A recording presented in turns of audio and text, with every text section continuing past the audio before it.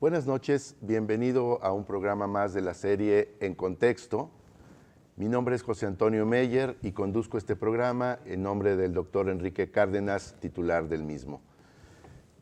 Estamos en esta serie Retos Puebla, Retos de Futuro, tratando un poquito de estudiar con los analistas pues cuáles pueden ser los temas de debate, de deliberación, de agenda pública, tendientes a crear un mejor estado, un mejor territorio.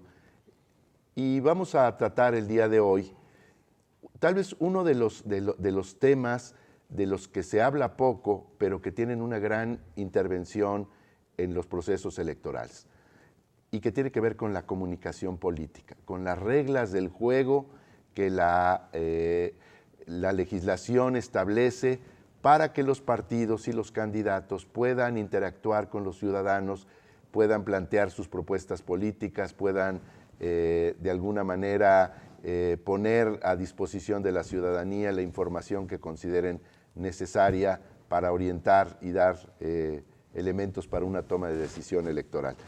Y hemos invitado a dos especialistas que ya han estado con nosotros, el doctor Rubén González, de la Benemérita Universidad Autónoma de Puebla. Bienvenido, Rubén. Gracias, doctor. Un gusto. Y el doctor Martín Echeverría, también de la Benemérita Universidad Autónoma de Puebla. Martín, bienvenido. Y bueno, pues les pondría en la mesa, ya estamos en las campañas prácticamente, en las precampañas, ya la televisión está inundada de spots, ¿no? Ya empiezan a circular por ahí las encuestas, ya empiezan también a hablarse de la programación, de los debates que habrá entre los candidatos, tanto a nivel de la presidencia o incluso del propio Estado. Ya se están conformando las reglas del juego político. ¿Qué importancia tiene la comunicación política desde la perspectiva del ciudadano para poder crearse una idea de lo que puede esperar de las propuestas políticas o de las plataformas ideológicas de los partidos y los candidatos? Rubén. Bueno, en ese sentido, la comunicación es vital, no nada más ahora en términos electorales, sino en general para la política. O sea, no se puede entender la política sin comunicación. Pero aterrizándolo en este momento específico en el que estamos, me parece que es una oportunidad muy buena para que los ciudadanos en verdad podamos estar informados. Hoy, a diferencia de otros años, tenemos acceso a diferentes fuentes de información y me parece que es una muy buena oportunidad que nos puede dar herramientas para generar un voto informado, un voto menos subjetivo y un poco más racional. Es decir, hoy, a diferencia de hace no muchos años, podemos en verdad conocer más a fondo a cada uno de los candidatos a los diferentes puestos de elección popular y qué proponen y sobre todo qué han hecho, porque eso también es importante, entender un poco la historia de vida, bueno, más que de vida personal, la historia de vida como funcionario público o como político, que nos permitan tener una mayor información y que nos permita a la postre tener un voto más informado. Entonces, en ese sentido, me parece que la comunicación es fundamental. Martín. Bueno, la definición de una campaña electoral es que es una gran acción de comunicación, de que el candidato se pone en contacto y pone cosas en común con el votante, en el sentido de que ese candidato no va a poder estar cara a cara con ese votante y con todos los votantes. Tiene que mediar su mensaje a través de los medios. Y aquí hay dos grandes clasificaciones en las campañas, ¿no? El mensaje que él puede controlar, que es el caso del debate, de los spots televisivos y de la propaganda que circula en la calle, en redes sociales, y la comunicación que él no puede controlar, que es la mediada por los medios de comunicación o que es la mediada por la gente en los procesos de redes sociales. Pero la gente básicamente va a tomar una decisión con un cúmulo de información a la que se expuso durante la campaña, que va a influir en que esa decisión se tome o se quede en su casa. Eso puede pasar. O sea, toda la información puede convencer al ciudadano de que no vale la pena ninguna opción y me quedo en mi casa, o lo puede motivar y tomar una decisión. Pero toda esa información que va a recibir va a influir en esa decisión y va a ser una decisión diferente cualitativamente a que si no hubiera estado expuesto a toda esa información. Ok. Ahora, ¿cuál es el propósito de esta información que se pone a consideración del ciudadano? ¿Debatirla, deliberarla, simplemente informar? Hay posturas que dicen que las campañas son procesos deliberativos, ¿no? Y que en realidad se deberían construir consensos para que las propuestas políticas realmente correspondan a una necesidad ciudadana. ¿Esto es realmente posible en nuestro modelo de comunicación política? O bueno, o será ya propósito de otros momentos políticos, particularmente en la democracia mexicana? A mí me parece que decir tajantemente sí o no es problemático. Me gustaría más bien que retomáramos algunas cuestiones muy particulares. El doctor Martín señalaba hace un momento, ¿no? Hay diferentes maneras en las que el candidato da a conocer su mensaje, y ese mensaje, en no todas las ocasiones, él tiene el control. ¿En dónde se tiene el control? Por ejemplo, en los spots. El doctor Martínez es especialista en eso, seguramente tendrá una respuesta mejor elaborada, pero por lo que vemos, el spot como formato no permite la deliberación ciudadana. ¿Por qué? Porque son 20 o 30 segundos. En 20 o 30 segundos no se puede dar información sustanciosa al receptor para que pueda tomar una decisión medianamente informada. Por el contrario, ¿qué tipos de contenidos vemos en los spots? Pues más bien cuestiones que tienen que ver con la personalización del candidato, es decir, destacar, sean reales o sean inventadas o construidas, algunas características, pero que pasan más como por el ámbito de la personalidad del candidato y no tanto por la información de contenido que pueda fomentar un debate, ¿no? Entonces, habría que particularizar como en medios y como en formatos muy específicos. Muy bien. Aquí tenemos que pensar que lo que se comunica tiene que atender a dos derechos. Los derechos políticos de los candidatos, de llegar a la gente a través de su mensaje, y el derecho a la información de parte del votante. El tema es que nosotros tenemos un modelo, digamos, liberal, desde nuestro punto de vista, que lo hemos estado analizando, partidocrático, que le importa más el derecho de los políticos a decir su mensaje de manera controlada, sin riesgos, que el derecho a la información. Entonces, el tema de la spotización, por ejemplo, es una muestra de ello. En otros países, o no tienes spots, o tienes tiempos bastante largos, 5 minutos, 10 minutos, qué sé yo, para exponer tu mensaje en una franja determinada, lo que le dicen los de televisión prime time, o sea, el horario más fuerte para exponer tu mensaje. Y bueno, acompañado de la última elección, la de Dilma Rousseff en Brasil, 12 debates. Entonces tienes una cantidad de información que está más a favor de la gente que de los políticos en una finalidad de persuasión. Claro. Y en México pues está más cargado hacia los partidos, ¿no? Así es. Y hacia la posibilidad de que ellos transmitan a que realmente el ciudadano pueda participar activamente en esto. Porque, digamos, lo ve uno claramente de que tal vez en un spot un candidato propone alguna cosa y realmente no, al otro día nadie se preocupa por discutir si esa propuesta es válida o no, ¿no? Y entonces pues, simplemente queda ahí como algo definido, ¿no? Así es. ¿Sí? Me gustaría, Martín, que nos dijeras, porque tú estás analizando este tema de los spots y estás haciendo incluso estudios comparativos. El modelo de spots, la spotización de la política, ¿contribuye de alguna manera a mejorar la calidad democrática de los procesos electorales o simplemente es un mecanismo de difusión? Es una pregunta complicada. Por un lado, digamos, sí cumple la finalidad democrática porque le da el derecho al político de expresarse. Y bueno, si quieren puedo hacer el símil en la publicidad comercial. O sea, ¿a quién no le gustaría que llegaran comerciales, que nuestras calles no se inunden de ruido publicitario?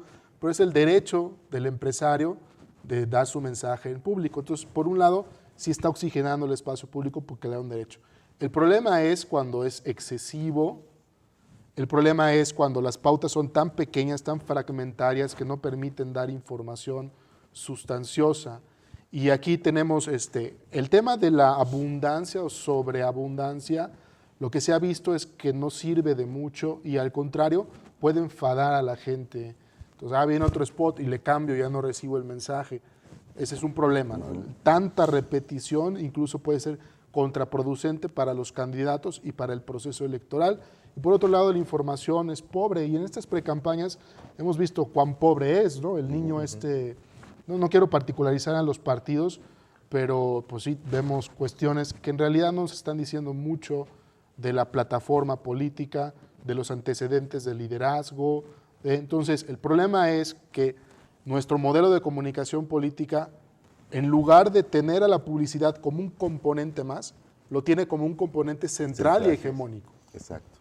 Y debería más bien ser un complemento que apuntale otros formatos y otras acciones de comunicación más completas. Claro. Bueno, vamos a hacer nuestro primer corte. Estamos en contexto.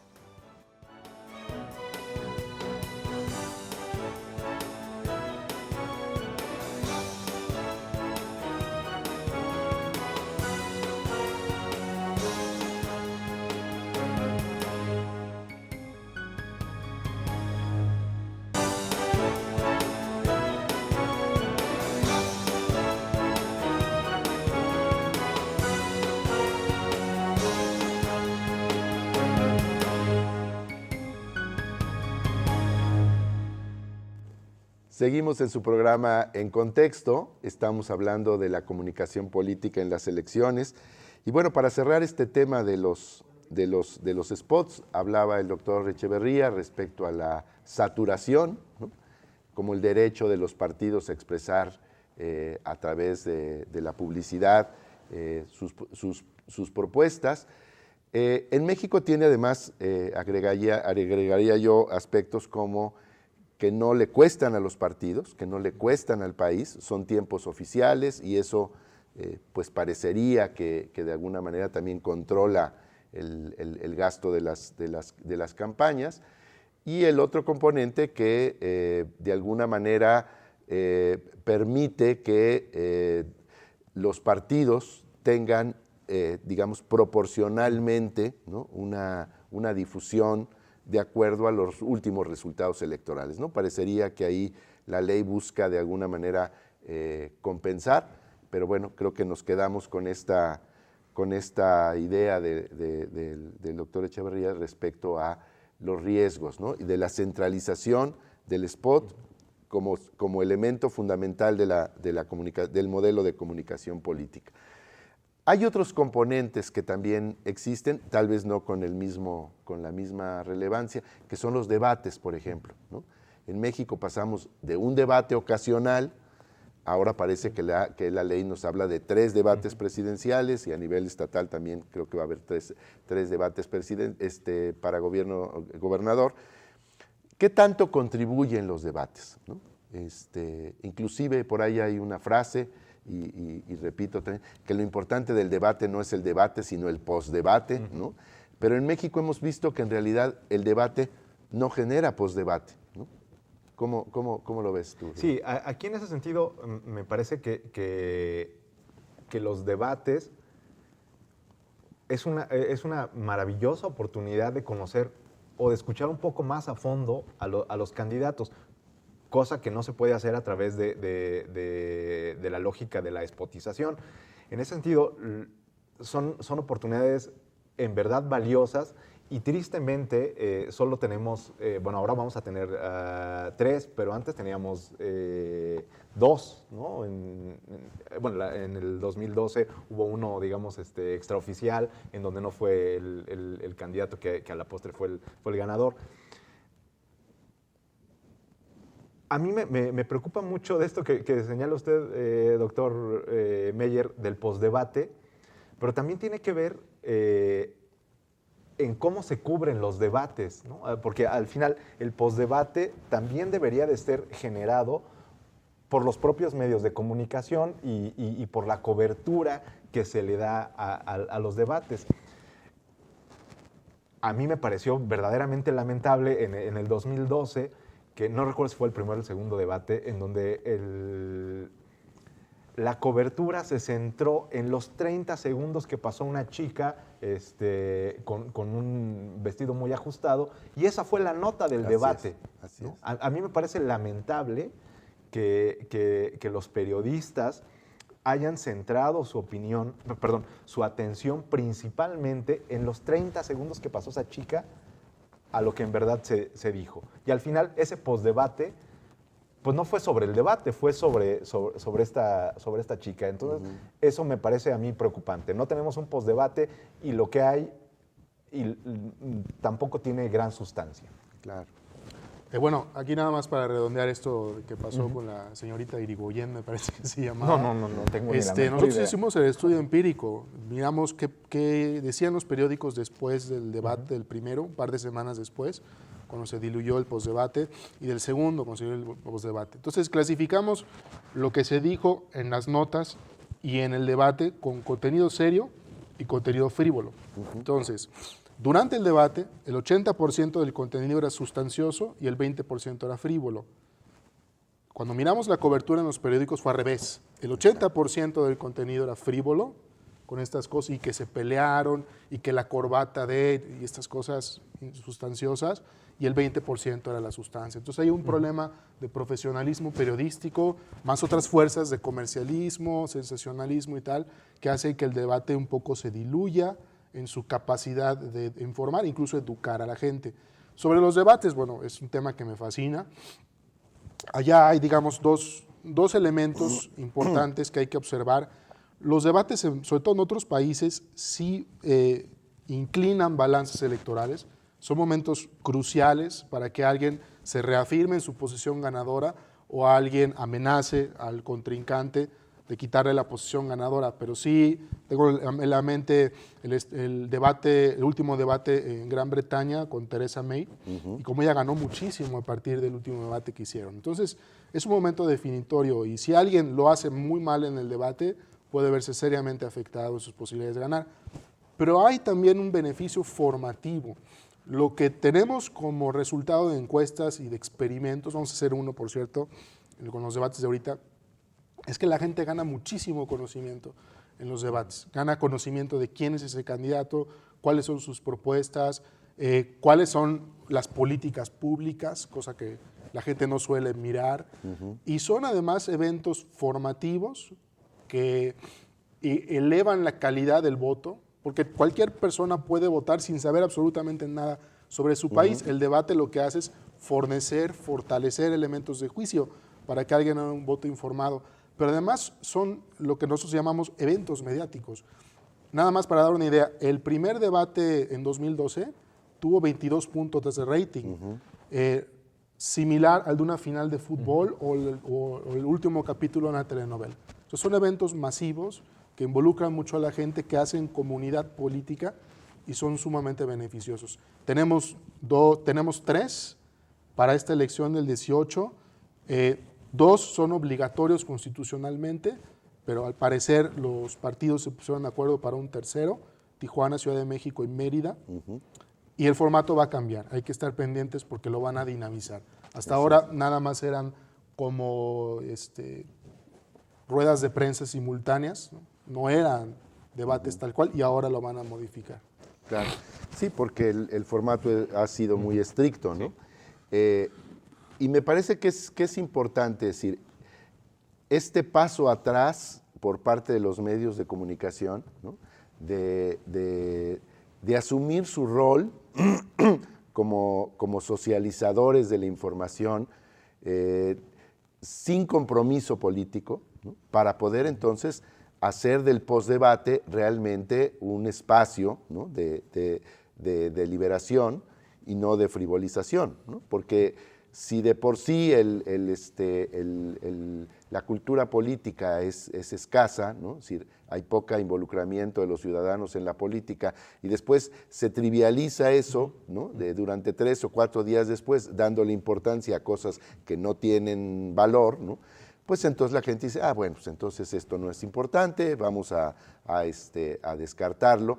Y entonces nos encontramos ante campañas que realmente no favorecen, como bien señalabas, el voto informado, el voto razonado, la participación en las urnas, pues con una idea mucho más, si no elaborada, por lo menos relativamente informada respecto a lo que se puede esperar de determinado candidato, ¿no? ¿Qué más elementos, quedándonos en los medios de comunicación? La cobertura periodística. Esta también va en paralelo, esta no está regulada, ¿no? Los medios tratan de jugar también su rol, ya les quitaron el aspecto económico, pero ahora... Y entonces ahí se generan fenómenos nuevos como el sesgo periodístico, la posverdad, la opinión manipulada.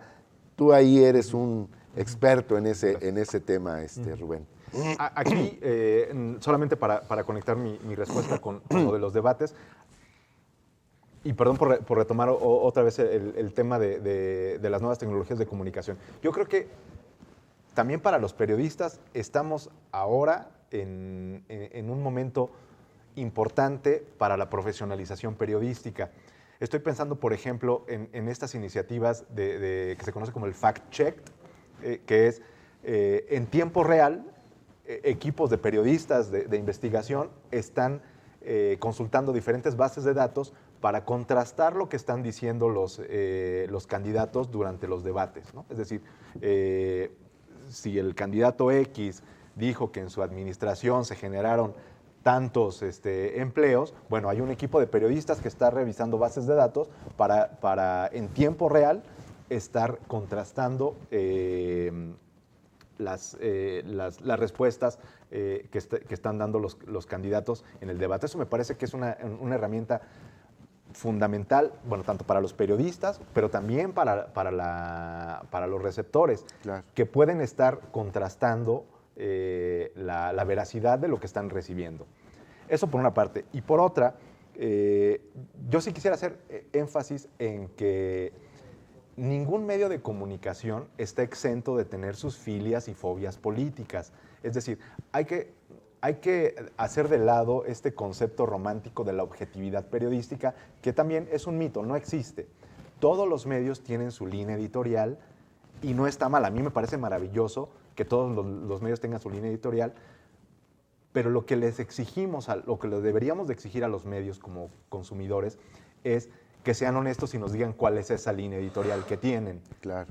Porque si yo soy un medio de izquierda y si yo soy un consumidor que tiene esa simpatía, bueno, pues ya yo decido si sigo o no a este periódico y voy a saber qué tipo de cobertura voy a recibir de un medio de izquierda o un medio más, claro, digamos, pro gobierno, ¿no? Entonces, eso debería de ser un ejercicio que le deberíamos de exigir a los medios de comunicación como un primer paso para la profesionalización de la cobertura de las campañas. Sí, en Estados Unidos Washington Post dijo abiertamente apoyo a esta candidata y en ese sentido pues voy a ser parcial, ¿no? Así es. Pero esa parcialidad, ¿no?, tampoco te exime de la responsabilidad de ser equitativo e incluso objetivo respecto al otro candidato, a los otros candidatos, ¿no? Es decir, me parece que sí, los medios debían ser honestos con sus audiencias, ¿no?, más allá de la legislación, pero también ser lo suficientemente responsables para decir, bueno, aunque yo estoy a favor de este candidato, respeto lo que piense el otro, etcétera, ¿no? Y no provocar, ¿no?, esta polarización que no nutre, no apoya el ejercicio democrático, ¿no? Tú has hecho también análisis sobre coberturas periodísticas, ¿no? Acá hay 3 problemas que nos preocupan en el caso de nuestro país. Si quieres te interrumpo para que podamos dedicarle tiempo. Estamos en contexto.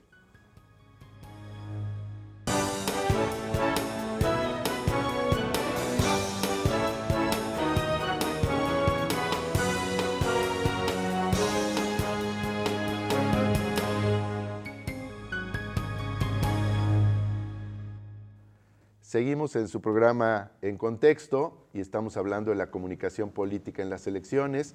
Y bueno, el doctor Echeverría nos iba a comentar algunas investigaciones y hallazgos que él tiene. Primer problema, sesgo partidista. El hecho de que un medio de comunicación sistemáticamente hable bien de una opción política y sistemáticamente hable mal. Aquí en nuestro país el sesgo partidista está medianamente controlado en el espacio audiovisual. Recordemos que la UNAM, junto con el INE, hacen un monitoreo de todas las opiniones, todo lo que se publica en el espacio audiovisual, radio y televisión, tiene una cobertura enorme, publican ese monitoreo y dicen, bueno, este candidato ha sido favorecido, y eso inhibe un tanto que el periodista se pronuncie más tiempo y tal, y los periodistas están empezando a controlar la distribución de sus tiempos para pronunciarse por un candidato a otro. Está medio controlado, hay mucha polémica, a los periodistas no les gusta, irrabian, no les gusta. Claro. Creo que es un mecanismo de censura indirecta, pero bueno, ahí está, ¿no? En el espacio de la prensa y en el espacio de Internet, como es desregulado, pues no hay este tema, y ahí hay fuerzas clientelares, hay, ¿no?, uchupos, arreglos, etcétera, pero digamos que la prensa, para bien o para mal, no se lee tanto, no tiene tanto impacto público. Eso es un tema. El otro tema es la espectacularización de la cobertura de las campañas. Sobre todo el indicador que estamos viendo más, por un lado, es el tema de los escándalos financieros. Curiosamente, no, en otros países, por ejemplo, hay tantos escándalos sexuales. En la última elección igual británica, hubo pues, un primer ministro, es que con una señorita. Aquí no hay tanto esto, pero sí hay escándalos financieros y de corrupción, y estamos viendo demasiado conflicto en el espacio de los medios. Lo que nos dicen los medios es que los políticos se pelean todo el tiempo por cualquier cosa, y es muy lamentable. De repente hay un candidato que llama a una rueda de prensa, durante media hora, 29 minutos expone su plataforma, y un minutito dice que este candidato es incompetente. Lo que sale en los medios es ese minutito, ese bit de información, en lugar de toda la plataforma. Lo estamos viendo mucho en nuestros estudios. Tercer problema, profesionalismo en la cobertura de las elecciones. Profesionalismo en el sentido de que cada vez vemos que hay menos cobertura de las elecciones. Si en el noticiero de Saludowski, bueno, en otros tiempos, ¿no?, el noticiero de Televisa, Prime Time, le dedicaban media hora a las campañas, ahora le dedican 5 minutos. Y cada vez vamos viendo que se le dedica menos tiempo a la cobertura de las campañas, hay menos elementos. Y un elemento final tiene que ver con el profesionalismo respecto al periodismo de investigación, en el sentido de que, bueno, vemos estas coberturas espectaculares, pero bueno, ¿dónde está la sustancia? ¿Dónde está el periodista investigando cómo se está financiando esa campaña? ¿Cuál es la viabilidad de las propuestas que estás dando? ¿Cuál es la trayectoria de los que acompañan al candidato? Es decir, información mucho más profunda, mucho más seria, que requiere investigación. Esto no lo estamos viendo con el suficiente énfasis que se necesitaría. Exacto. Me parece también que esto que señalabas y que ha sido demostrado en varios estudios, de que la cobertura, sobre todo de los medios, de los grandes noticieros de radio y televisión, pasando a segundo o tercer plano, la cobertura electoral, ¿no? Es decir, un poco como un apps, como no hay inversión publicitaria o no hay un beneficio, entonces le doy un tercer o cuarto nivel a la elección, cuando en realidad los medios podían asumir una responsabilidad mayor, pero bueno, tú nos has estado matizando, ¿no? Es decir, finalmente los medios son un negocio y están con lo que se vende en ese momento, ¿no? Pero yo les preguntaría ahí, ¿qué tanto de la oferta política corresponde con realmente las preocupaciones ciudadanas, ¿no? Es decir, realmente toda esa propuesta que se señala tiene una correspondencia directa con las necesidades de la sociedad, o simplemente es proponer cosas que no necesariamente pues son del interés ciudadano? A mí me parece que el ciudadano de a pie, el ciudadano en su vida cotidiana, no es considerado ni por los políticos, y no se diga por los medios de comunicación. Si nosotros vemos la cobertura de los medios de comunicación, rara vez aparece el ciudadano como tal. Es decir, ¿cómo aparece el ciudadano? Y eso me parece que también es reflejo de cómo concibe la clase política el ciudadano. aparece básicamente en dos grandes momentos, ¿no? Uno, como víctima de alguna catástrofe, o dos, como quien recibe un beneficio directo de la clase política. Es decir, fuera de estos dos imágenes, el ciudadano prácticamente pasa desapercibido en la mayoría de los medios de comunicación, y me parece que eso también refleja mucho la perspectiva de la clase política, que o nos considera clientes cuando formamos parte de algún grupo de interés, o nos considera un votante, ¿no? Votante consumidor, ¿no? Es decir, a mí me preocupa mucho que la imagen que tenemos ante los medios y ante los políticos, pues es básicamente, en el mejor de los casos, mínima. Claro. Esa es una evaluación de la oferta política. Yo creo que sí están respondiendo, sí los temas de los que están hablando en sus plataformas tienen que ver con preocupaciones como corrupción, violencia, pobreza y tal. Creo que la sensación y el clima es que no está pasando, primero porque las campañas están en una fase, dice el manual de marketing, de posicionamiento del candidato. O sea, el manual de marketing, ¿qué te dice? Primero posiciona al candidato, luego posiciona las ideas y luego tírate lodo y motiva a la gente a que vote. Entonces, como estamos en un periodo extraño de campaña, pre-campaña, en realidad estamos en la primera fase de la campaña, los candidatos están siguiendo lo que dice el manual, vamos a posicionar al candidato.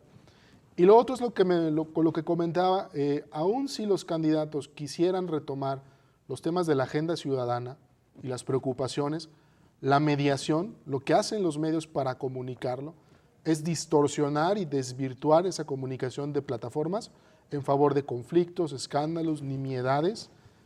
Y lo que pasa es que el político intenta dar un mensaje sustancioso, por lo menos programático, y lo que recibe la gente vía los medios, estos periodistas estrellas sobre todo, pues es información insustanciosa y no recibe la información que dio el político. Claro, o como bien decías, la espectacularización, irse por los temas de gran audiencia, ¿no? Sí, la violencia, ¿no? Sin particularizar en la significación real de lo que eso puede tener en la vida de la gente, sí. ¿No? Es decir, hablamos generalmente de alguien que mataron, pero no hablamos de los desplazados, no hablamos de las víctimas. Entonces, los medios tienden un poquito a hablar en términos generales, ¿no? La corrupción, tratando de espectacularizar, pero no hay ese aterrizaje, llamémosle así, en la particularidad ciudadana que permita de alguna manera decir, es que se va a hacer algo en esta materia o en alguna otra, ¿no? Entraría yo al tema de los sondeos de opinión, ¿no? Es decir, de las mal llamadas encuestas de opinión, porque no son, realmente no representan la opinión ni de la mayoría ni de nada. ¿Qué pasa con los sondeos? ¿Se convierten en un instrumento de propaganda? ¿Son en primera instancia mecanismos de investigación social que deberían, ¿no? En términos ideales, contribuir a decir cómo va el ánimo social, pero en la práctica se convierten pues, en propaganda, ¿no? Sí, aquí una vez, lo mismo que con la tecnología. La tecnología no es ni buena ni mala por sí misma, o sea, depende del uso. Me parece que es el mismo caso de las encuestas. O sea, las encuestas por sí mismas no son ni buenas, o sea, no son herramientas de propaganda ni nada por el estilo. El problema es el uso que se les da a las mismas. A mí me parece que se le han colgado muchos milagritos, si me permiten la expresión, a las encuestas que no tienen nada que ver con ellas. O sea, el origen de las encuestas, ¿qué es? Bueno, es un mecanismo, es una herramienta de investigación científica, de corte social, que nos permite tomar una fotografía, una instantánea, de lo que piensa cierta persona o cierto grupo de personas sobre cierto tema. Pero es solo eso. No en ningún momento, o me parece que no hay ninguna persona que se precie de ser un encuestador serio se considerará a sí mismo un oráculo o un profeta.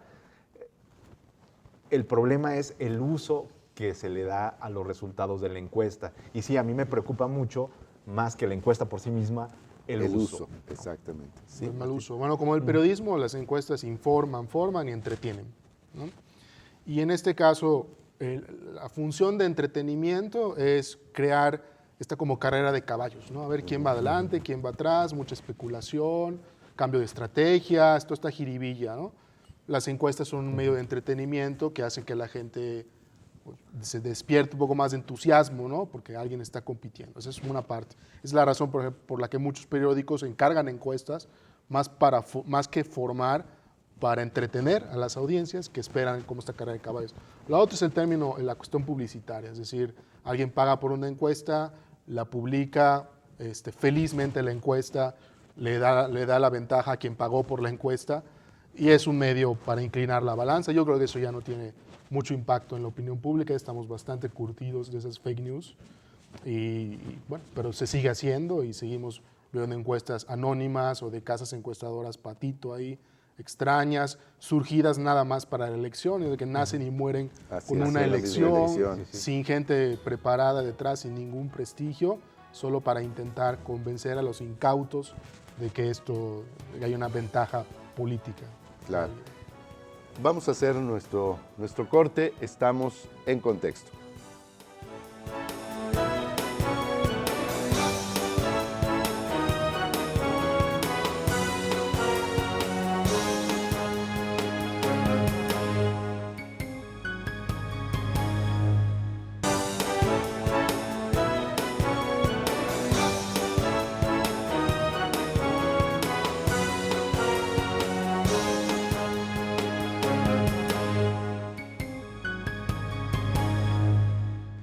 Seguimos en su programa En Contexto, estamos hablando de la comunicación política en las elecciones. Nos decías, Rubén, en el corte, estas encuestas patito están mal diseñadas, ¿no?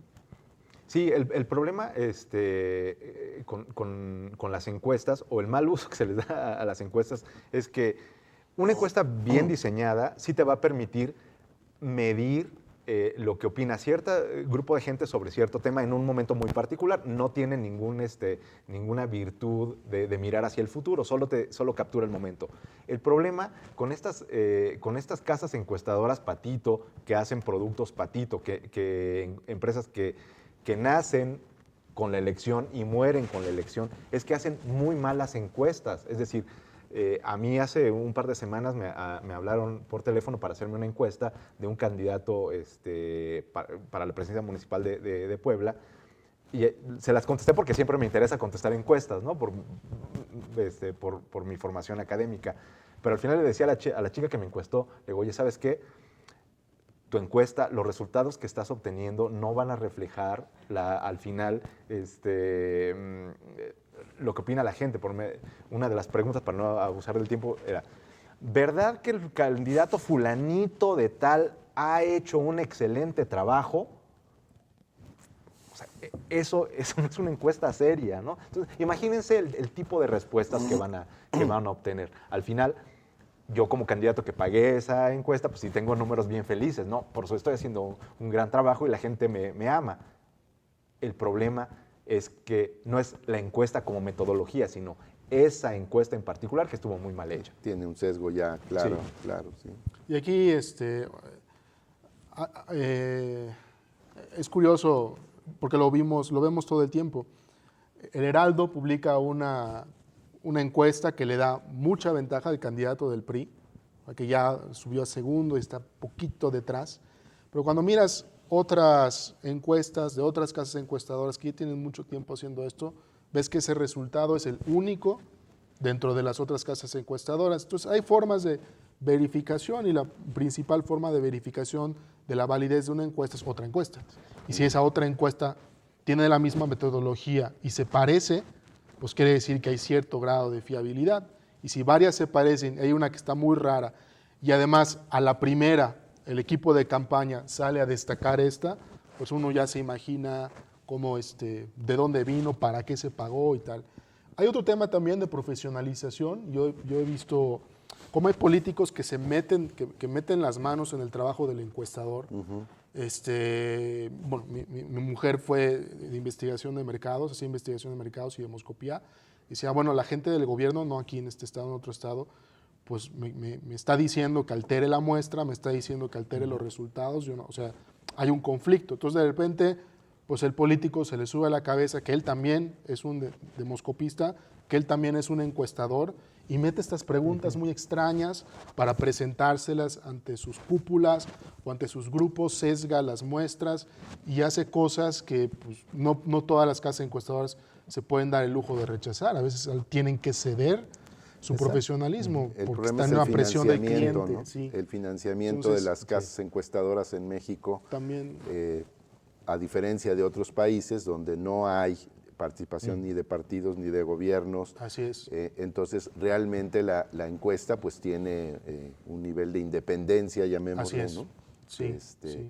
Que bueno, que es el famoso caso de Gallup, ¿no? O de las grandes encuestadoras en Estados Unidos, que desde el inicio marcaron su distancia respecto a los partidos, respecto al propio sistema electoral y a los gobiernos, ¿no? Entonces eso hace que bueno, haya cierta fiabilidad respecto a la manera como fue hecha la encuesta, ¿no? Yo sigo pensando que la metodología de la carrera de caballos en México, a mí en lo particular me parece que no es correcta, ¿no? Que tendríamos que, dadas las características de la cultura política, tendríamos que ir midiendo otras cosas, ¿no? Pero bueno, creo que también esa metodología hace que se preste mucho a la manipulación, ¿no? Porque si hoy fueran las elecciones, hoy ganaría fulano. Bueno, pero espérame, es que todavía apenas ni se ha registrado y ya resulta que ya es el ganador, ¿no? Entonces, a veces resulta un poco eso y se presta a la manipulación y a la interpretación y a la deliberación de personas que dicen saber mucho sobre este tema, ¿no? Quisiera yo cerrar este programa. ¿Qué pasa con